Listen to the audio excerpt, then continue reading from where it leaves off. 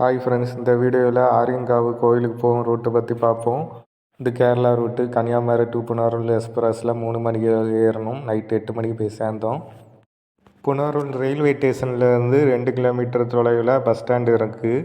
அங்கே நைட் 9:30 தென்காசி வண்டி உண்டு. தென்காசி வண்டியில் ஏறினா ஆரியங்காவுக்கு கொண்டு இறக்கும். நீங்கள் காரில் வந்தாலும் இங்கே பார்க்கிங் வசதி எல்லாம் இருக்குது.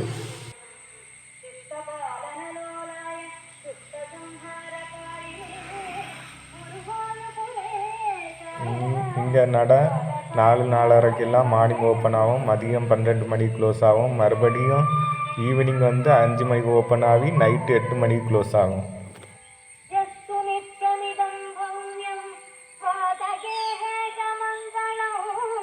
இங்கே கீழே இறங்கி வரச்சில் கருப்பசாமி கோயில் முதல்ல இருக்குது.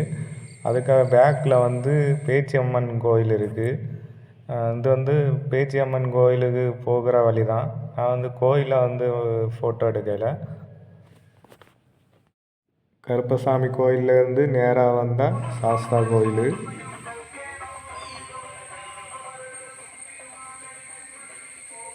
இங்கே உள்ள சாஸ்தா தான் கல்யாண சாஸ்தா. இங்கே வந்தால் தான் திருமண தடைகள் எல்லாம் தீரும்.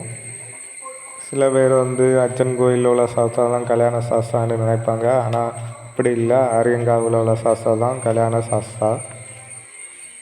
இங்கே உள்ள சாஸ்தா தான் புஷ்கலா தேவியுடன் காட்சியளிக்கிறார். இதுதான் கோயிலுக்கு போகிற ஃப்ரெண்டு வாசல்.